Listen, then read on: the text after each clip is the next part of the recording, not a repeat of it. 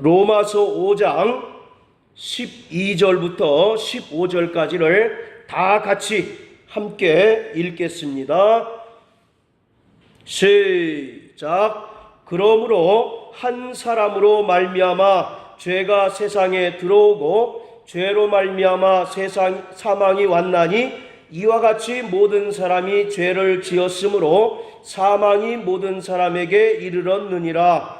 죄가 율법이 있기 전에도 세상에 있었으나 율법이 없을 때에는 죄를 죄로 여기지 아니하느니라. 그러나 아담으로부터 모세까지 아담의 범죄와 같은 죄를 짓지 아니한 자들 위에도 사망이 왕노릇하였나니 아담은 오실자의 표상이라. 그러나 이 은사는 그 범죄와 같지 아니하니 곧 한 사람의 범죄를 인하여 많은 사람이 죽었은즉 더욱 하나님의 은혜와 또는 한 사람 예수 그리스도의 은혜로 말미암은 선물이 많은 사람에게 넘쳤으리라. 아멘. 12절부터 21절까지는 원죄에 관한 말씀입니다. 창세기 1장부터 11장까지를 원역사라고 합니다. 인간의 기원과 죄의 기원에 대하여 기록하고 있는데, 자유주의 신학에서는 창세기 1장부터 11장까지의 원역사를 신화로 간주하고 아담과 하와가 역사적 존재라는 것을 부정합니다. 그렇다면 어떤 결과가 초래되겠습니까?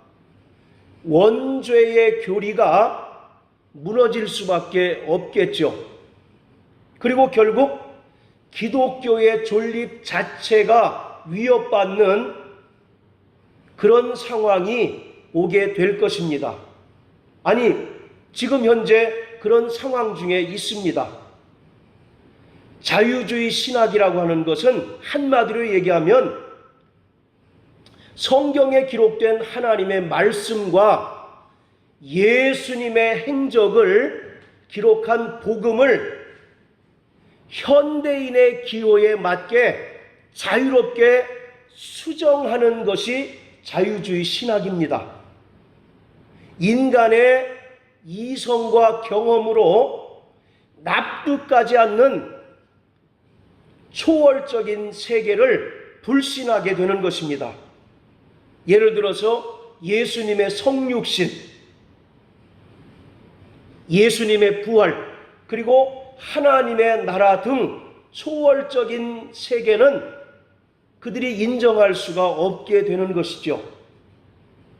이러한 주장은 사단적입니다. 또 이렇게 주장하고 가르치는 자들은 거짓 선지자라고 이야기해도 과언이 아닙니다. 이러한 신학 사조에서 발전해서 민중신학이라든지 해방신학 또는 여성신학, 요즘 동성애를 옹호하는 퀴어 신학 같은 것이 나왔어요. 안타깝게도 한국의 대부분의 신학교들이 자유주의 신학에 점령당해버리고 말았습니다. 그리고 한국의 교회들의 상당수가 자유주의 신학에 점령당해버리고 말았으므로 예수님의 죽음과 부활을 부정하고 또는 원죄에 대하여 부정하는 그러한 설교가 강단에서 흘러나오는 그러한 시대에 우리가 살고 있습니다. 원죄가 없다면 예수님이 오실 필요가 있어요, 없어요? 없죠. 그래서 이 사람들이 주장하는 것이 보편 구원론이라는 것입니다. 모든 사람들이 다 구원받을 수 있다라고 주장하는 거예요. 그런데 성경은 보편 구원론이 아니라 믿는 자가 구원받는 것입니다. 그렇습니까? 안 그렇습니까?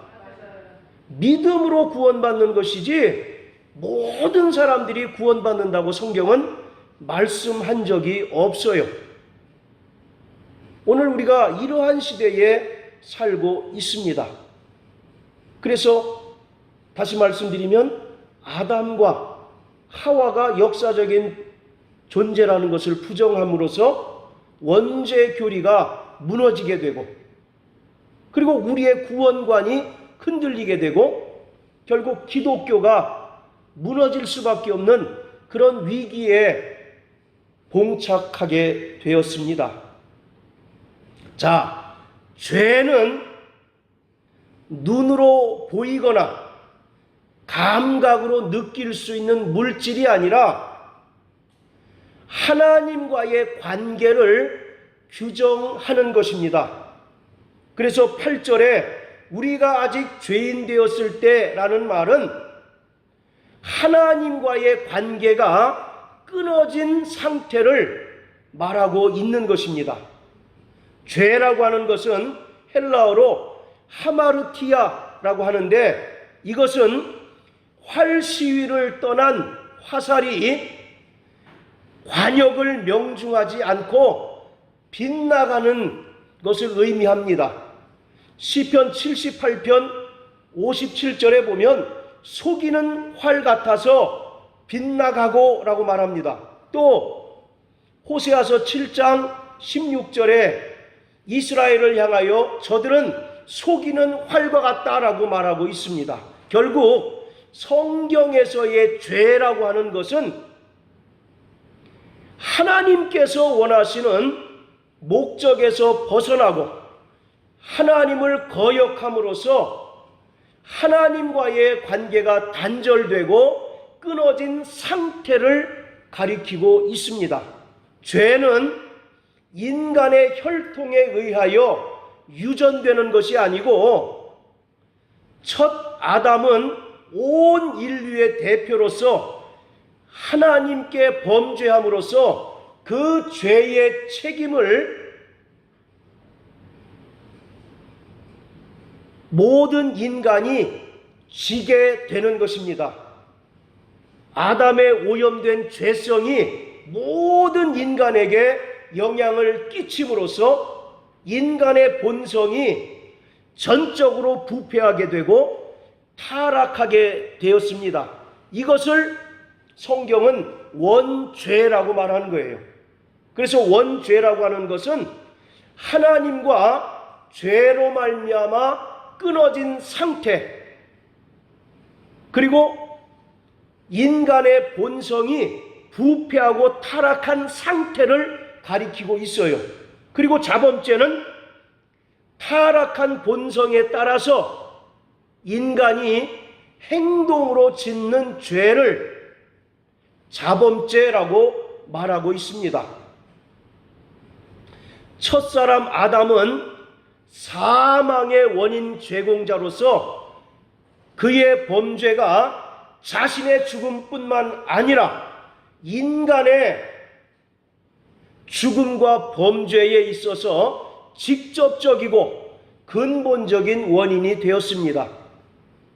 예수 그리스도의 의가 유전되지 않는 것처럼 아담의 죄는 유전되는 것이 아니고 다만 한 사람의 범죄로 인하여 하나님 앞에서 모든 사람이 그 죄를 전가받은 것입니다. 자, 우리 구약성경 에스겔서 14장을 한번 보시겠습니다.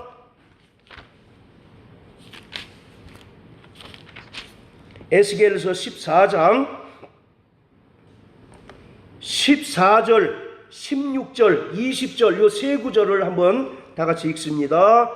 시작. 비록 노아, 다니엘, 욥 이 세 사람이 거기 있을지라도 그들은 자기의 의로 자기의 생명만 건지리라. 나 주 여호와의 말이니라. 16절.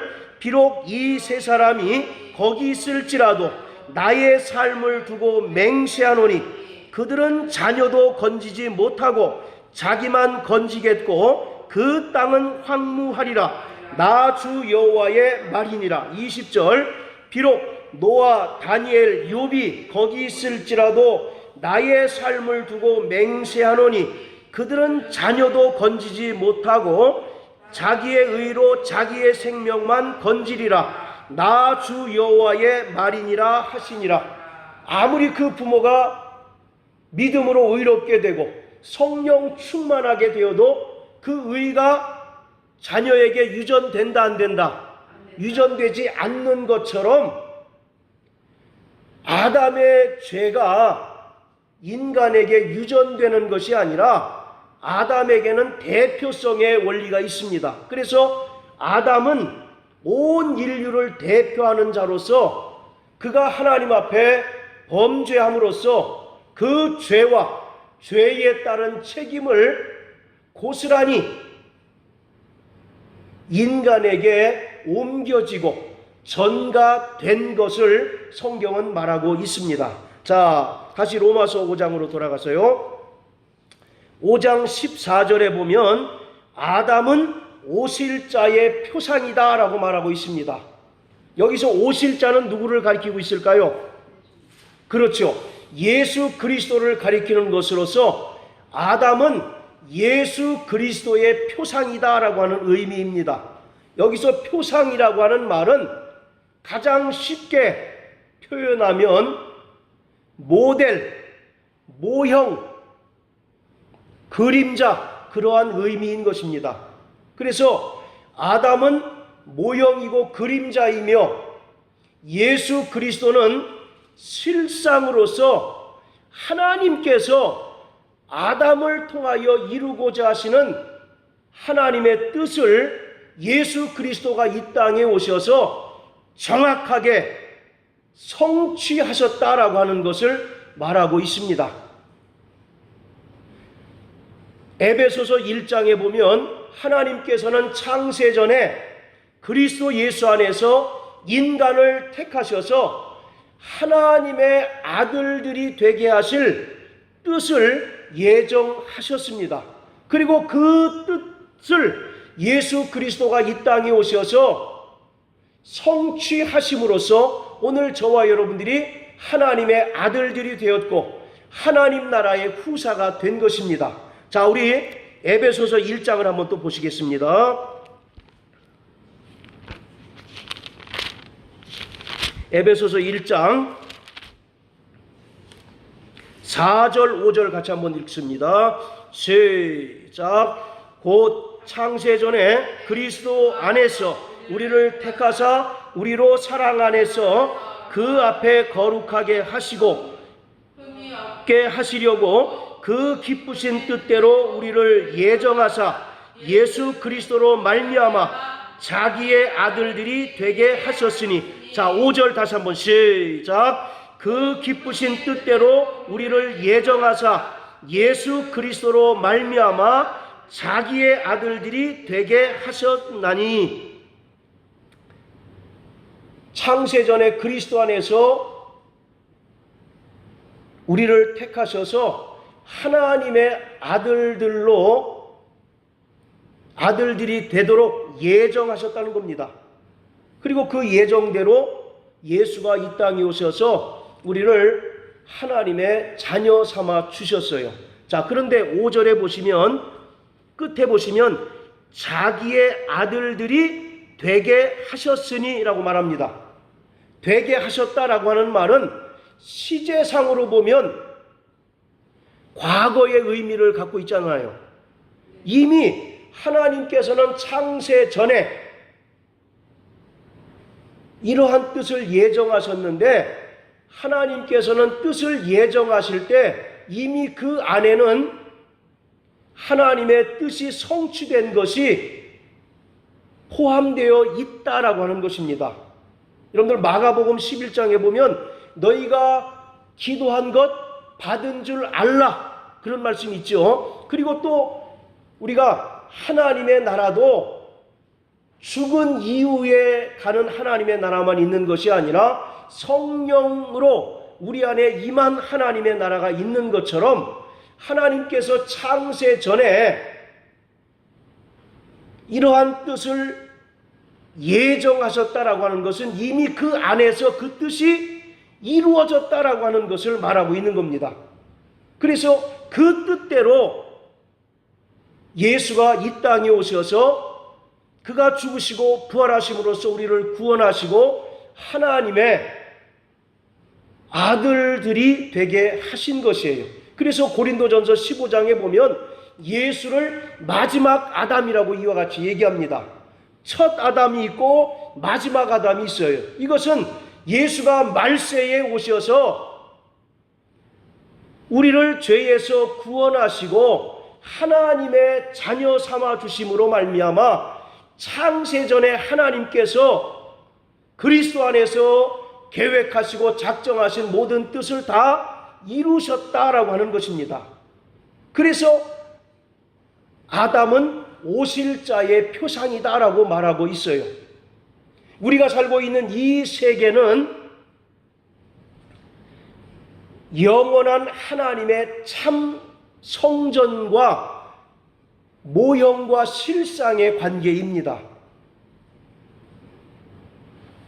창세기에 에덴 동산이 있죠. 그 에덴 동산은 이미 어디에 존재하고 있었습니까? 하늘에 이미 존재하고 있었던 것을 성경은 증언하고 있거든요. 이와 같이 우리가 살고 있는 이 세상과 영원한 하늘의 참 성전은 모형과 실상의 관계로 이루어져 있습니다. 여러분들 창세기 1장 1절이 어떻게 시작합니까? 태초에 하나님이 천지를 창조하셨다. 그리고 요한복음 1장 1절은요. 태초에 말씀이 계시니라. 이 말씀이 하나님과 함께 계셨으니 그가 하나님이시다라고 말씀하잖아요. 또 요한일서, 자 우리 한번 요한일서 한번 보세요.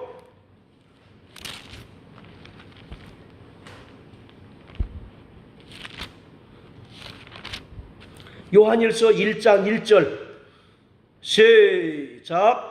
태초부터 있는 생명의 말씀에 관하여는 우리가 들은 바요 눈으로 본 바요 주목하고 우리 손으로 만진 바라. 자, 태초부터 있는 생명의 말씀 누구를 가리키고 있습니까? 예수 그리스도죠. 자, 창세기 1장에도 태초로 시작하고 요한복음 또 요한일서 1장도 태초로 시작합니다. 이 둘의 관계는 뭐냐? 모형과 실상의 관계임을 우리에게 보여주고 있는 거예요.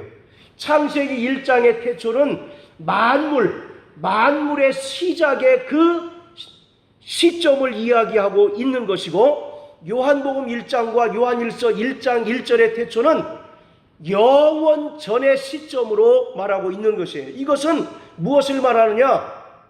이 세상의 모든 만물은 하늘에 있는 것들의 모형이다라고 하는 것이에요.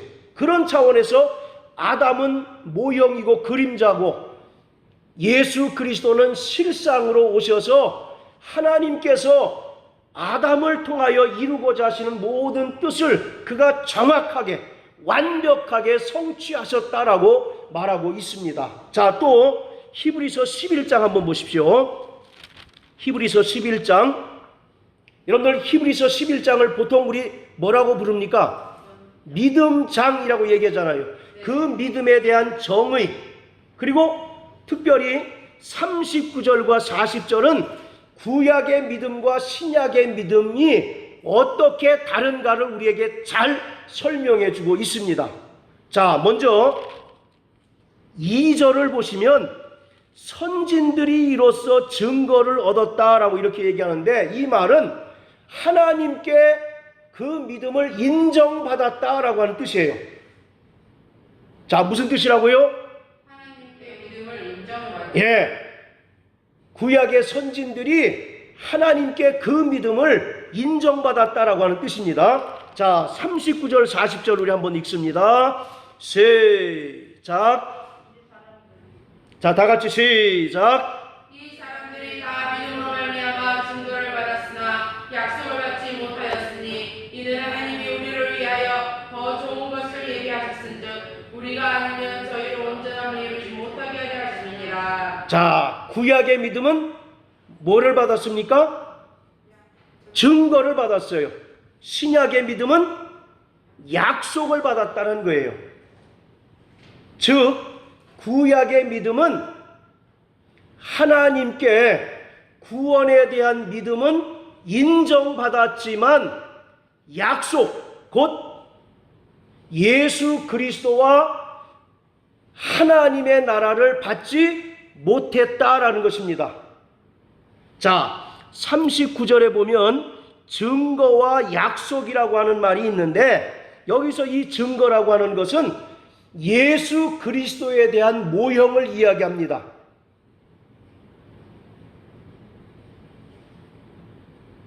구약의 이스라엘 백성들은 하나님의 임재의 상징으로 뭐를 세웠습니까? 성전을 세웠잖아요. 그 성전이 세워짐으로써 하나님께서 우리와 함께 하신다라고 하는 사실을 그들은 믿고 있었던 거예요. 그래서 여기서 증거를 받았다는 얘기는 장차 오실 예수 그리스도에 대한 모형을 그들이 보고 신앙생활을 했다라는 얘기입니다. 히브리서 9장에도 얘기하잖아요. 이 땅에 세워진 성막은 예수 그리스도가 오실 때까지만 유효한 것이고 그것은 하나의 모형이고 그림자다라고 이와 같이 말씀하고 있지 않습니까? 그래서 구약의 이스라엘 백성들은 예루살렘에 세워진 성막을 보고 하나님께서 우리와 함께 하시고 또 장차 메시아가 오셔서 그들을 구원해 주실 것이다 라고 하는 그 믿음을 가지고 있었다는 겁니다. 그래서 39절에 증거를 받았다라고 하는 것은 예수 그리스도에 대한 모형으로서 대표적으로 성전을 그들이 중심으로 신앙생활했다라고 하는 겁니다. 반면에 약속이라고 하는 것은 실체이신 예수 그리스도와 하나님의 나라를 말합니다. 자, 여러분들이 예를 들어서 사업을 해요. 물건을 납품하고 물건을 산 사람이 약속금을 받겠습니까? 현찰을 받겠습니까? 한다면 여러분들 뭘 받겠습니까? 현찰을 받겠죠. 그 차이라고 생각하시면 돼요. 구약의 믿음은 뭘 갖고 있는 겁니까? 약속금을 갖고 있는 거예요. 그러나 신약의 성도들은 현금을 받는 거예요.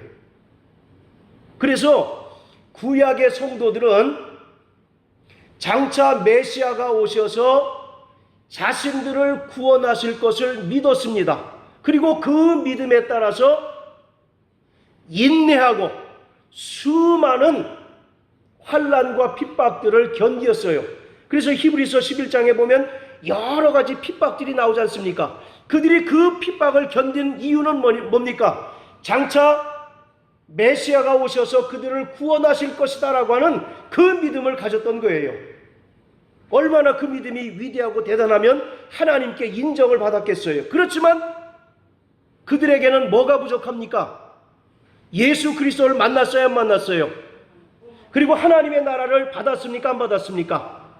하나님의 나라를 받질 않았죠. 그러나 신약의 성도들은 40절 보시면 이는 하나님이 우리를 위하여 더 좋은 것을 예비하셨은즉, 더 좋은 것이 뭡니까? 더 좋은 것이 뭐예요? 예수 그리스도. 할렐루야. 그래서 우리는 예수 그리스도를 성령으로 본 자입니다. 또 성령으로 말미암아 우리 안에 하나님의 나라가 임한 것을 체험하는 자들이 되었어요. 그래서 마태복음 12장 28절에 성령으로 귀신을 쫓은 것이면 하나님의 나라가 너희에게 임한 것이다. 또 누가복음에 보면 바리새인들이 하나님의 나라는 언제 어디에 임합니까? 라고 물었을 때 하나님의 나라는 여기 있다 저기 있다 하는 것이 아니라 너희 안에 임하였느니라 말씀합니다. 또 로마서 14장 17절에 하나님의 나라는 먹고 마시는 것에 있는 것이 아니라 성령 안에서 의와 평강과 희락이니라 라고 말씀하고 계세요. 자, 구약의 믿음과 신약의 믿음을 분명히 아셨습니까? 구약의 믿음은 뭘 붙들고 살아가는 거예요? 모형을 붙들고 살아가고 있는 거예요. 그런데 신약의 성도들은 실상이신 예수 그리스도와 하나님의 나라를 우리 눈으로 직접 보지 못하였다 할지라도 성령을 통하여 예수를 모시고 성령으로 말미암아 하나님의 나라를 경험하게 된 것입니다. 이것이 모형과 실상의 관계라고 말씀하고 계세요. 그러니까 아담은 누구에 대한 모형입니까? 예수에 대한 모형이에요. 그리고 실상으로서 누가 오신 겁니까? 예수가 오셔서 하나님께서 아담을 통하여 이루고자 하셨던 뜻, 구체적으로 뭐예요? 창세전에 그리스도 안에서 하나님의 아들들로 삼으실 그 뜻을 누구를 통해서? 예수를 통해서 완벽하게 성취하셨다는 겁니다. 그래서 아담은 예수 그리스도의 표상이다라고 말하고 있어요. 그래서 또 고린도전서 15장에도, 자, 우리 한번 고린도전서 15장 한번 보시겠습니다.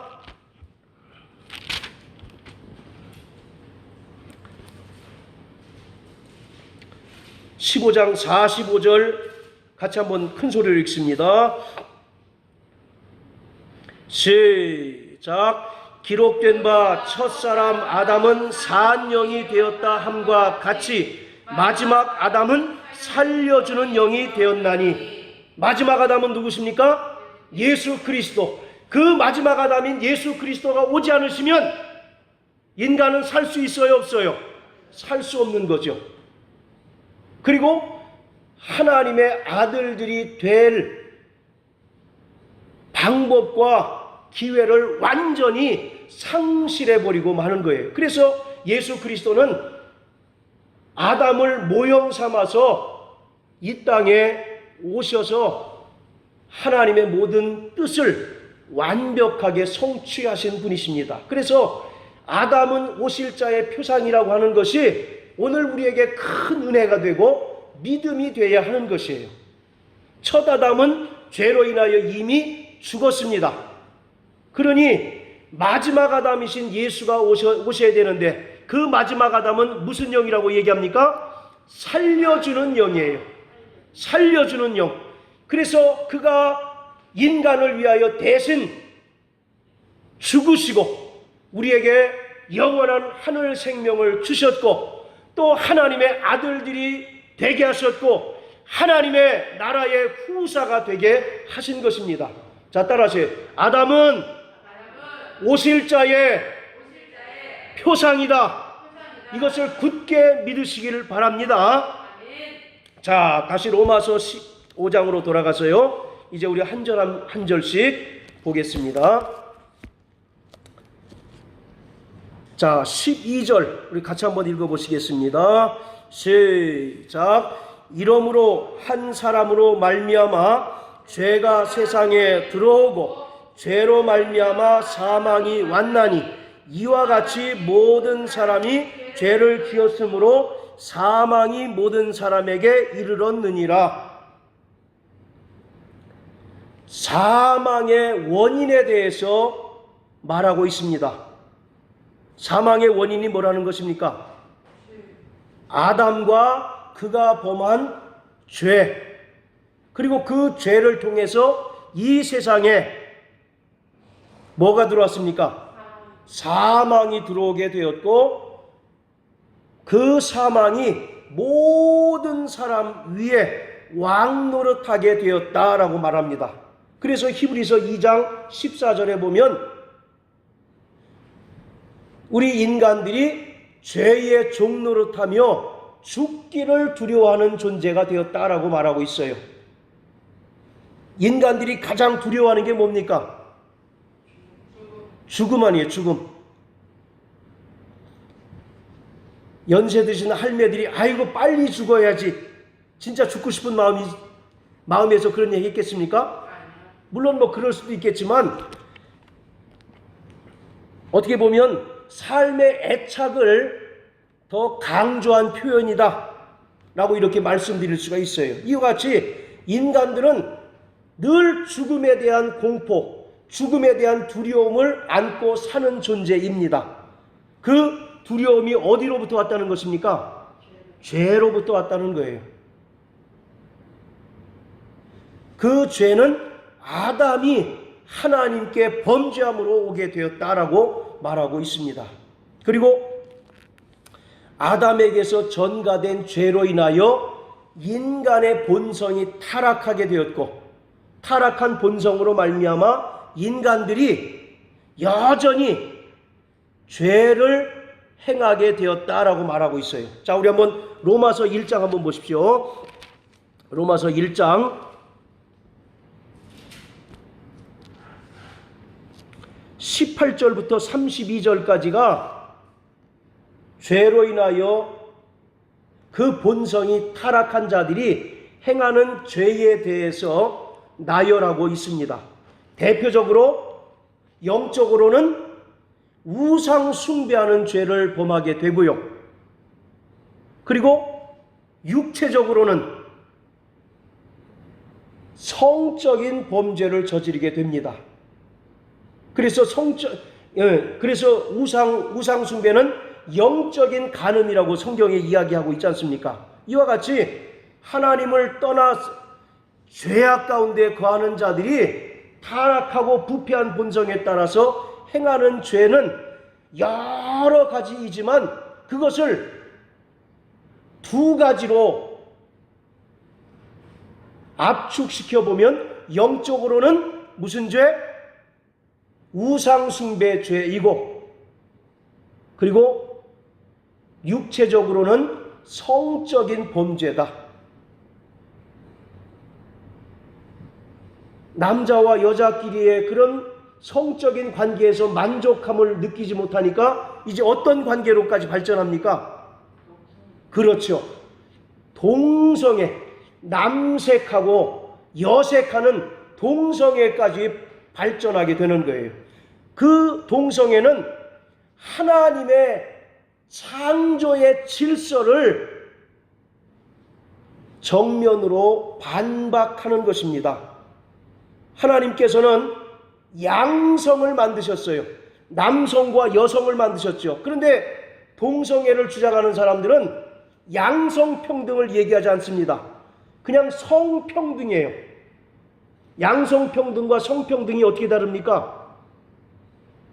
양성평등은 하나님께서 창조하신 생물학적인 성은 남자와 여자 두 개밖에 없다는 거죠. 그런데 성평등이라고 하는 말은 무슨 소리냐? 자기의 기분에 따라서, 감정에 따라서 얼마든지 우리에게 자기의 성을 결정할 수 있는 권한이 있다라고 생각하는 거예요. 그래서 아침에는 남자였다가 저녁에는 여자가 되는 그런 것도 다 인정해 줘야 된다라고 하는 것이 동성애입니다.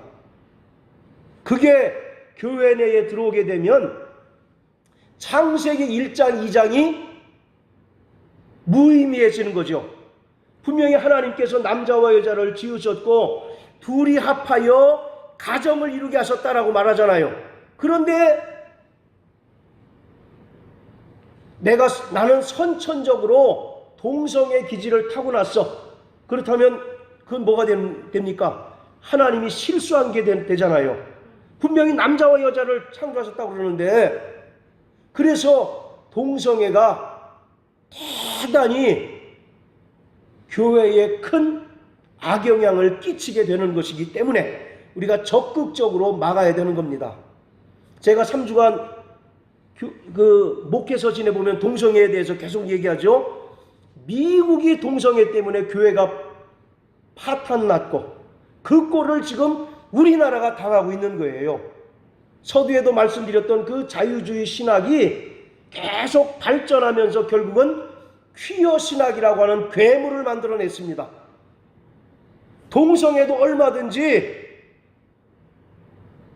허용하고 동성애자들도 우리가 얼마든지 포용하고 사랑할 수 있어야 된다라고 주장하는 게 바로 퀴어 신학이에요. 이게 들어오면 교회는 절단이 나게 됩니다. 또 앞으로 무슨 차별금지법이 제정되면 겉으로는 아니다라고 이와 같이 얘기하는데 실제로 강단에서 상당한 제약을 받게 될 수밖에 없는 거예요. 그렇기 때문에 우리는 필사적으로 이것에 대해서 막아야 된다. 왜냐? 동성애는 단순한 어떤 성범죄 차원이 아니라 하나님의 창조의 질서를 깨뜨리는 것이기 때문에 우리가 막아야 된다라고 하는 것입니다. 자, 그리고 또 13절 한번 읽으세요. 13절, 14절, 2절.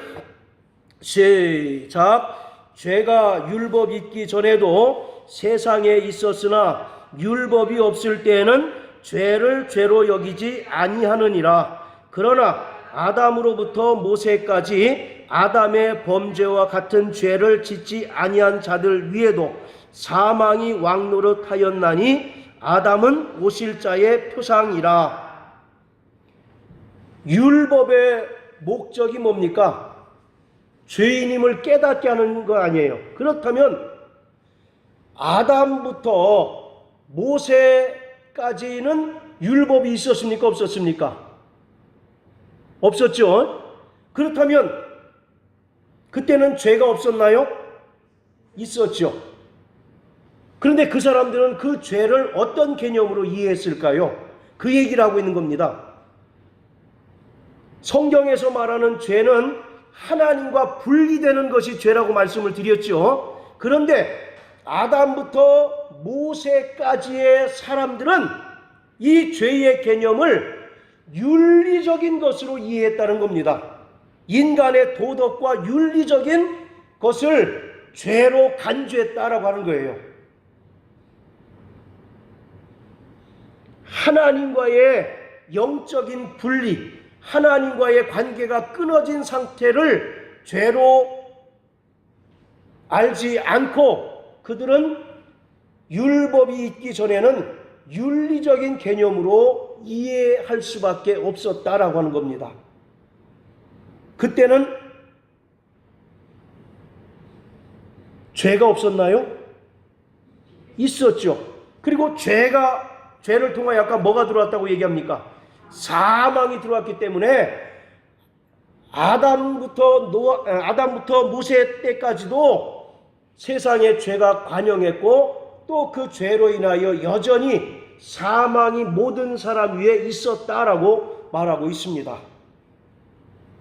자, 그리고 마지막 15절 시작. 그러나 이 은사는 그 범죄와 같지 아니하니 곧 한 사람의 범죄를 인하여 많은 사람이 죽었은즉 더욱 하나님의 은혜와 또는 한 사람 예수 그리스도의 은혜로 말미암은 선물이 많은 사람에게 넘쳤으리라. 첫사람 아담이 범죄함으로 인하여 죄가 세상에 들어오고 그 죄를 통하여 사망이 세상에 들어와서 모든 사람들을 사망이 지배하게 되었는데 마지막 아담으로 오신 예수 그리스도로 인하여 이 땅에 비로소 은혜가 임하게 되고 구원이 임하게 되었다라고 하는 거예요. 그래서 복음이라고 하는 것은 예수 그리스도가 이 땅에 오신 것 자체가 바로 복음입니다. 요한복음 1장 17절에 보면 율법은 모세로 말미암아 온 것이요 은혜와 진리는 예수 그리스도로 말미암아 왔다라고 말씀한 것처럼 예수가 오시기 전에는 이 땅에 은혜가 있었습니까? 구원이 있었습니까? 전혀 없었어요. 오직 죄악으로 관영한 이 시대에 하나님의 아들 예수가 이 땅에 오심으로써 비로소 복음이 시작되고 비로소 은혜가 전파되고 그 은혜를 믿음으로 말미암아 구원을 얻게 된 것이에요. 그래서 마가복음 1장 1절에 하나님의 아들 예수 그리스도 곧 복음의 시작이다라고 말하고 있습니다. 첫사람 아담으로 인하여 죄가 들어오고 그 죄로 인하여 사망이 모든 사람들을 지배했다면 마지막 아담으로 오신 예수 그리스도로 말미암아 이 땅에 뭐가 임하게 됐습니까? 은혜가 임하게 된 거예요. 그래서 비로소 죄인이라도 살 길을 얻게 되었고 구원받을 수 있게 되었고 하나님의 자녀가 될 수 있게 되었다라고 하는 거예요. 그러니 오늘 우리는 침례를 통해서 첫 아담에게 속한 자가 아니라 마지막 아담이신 예수 그리스도 안에 속한 자인 것을 깨닫게 되시길 주의 이름으로 축원합니다. 침례는 옛 아담에 속한 옛사람을 장사 지내고 예수 그리스도와 연합하는 것 아니겠습니까? 우리가 여전히 첫 아담 안에 속한 자라고 하면 우리는 결국 영원한 지옥 불못에 던져질 수밖에 없는 자였으나 마지막 아담으로 오신 예수 그리스도가 우리에게 은혜를 베풀어 주시고 또 그가 친히 십자가에 달리셔서 우리의 모든 죄를 대속해 주심으로 우리에게 살 길이 열리게 되었고 구원받을 길이 열리게 되었고 비로소 하늘 길이 열리게 된 것이에요. 그래서 오늘 우리에게는 그 예수 그리스도가 이 땅에 마지막 아담으로 오신 것이 우리에게 가장 큰 은혜요 믿음이 되어야 한다라고 하는 것을 오늘 성경은 기록하고 있습니다. 그래서 우리가 날마다 마지막 아담으로 오신 예수와 연합하고 또 그로 말미암아 하나님의 그 은혜가 우리의 삶 가운데 차고 넘치고 마지막 아담으로 오신 예수 그리스도로 말미암아 우리 안에 하늘의 생명이 충만한 자 되시기를 주의 이름으로 축원합니다. 할렐루야. 이 시간 다 같이 기도하겠습니다.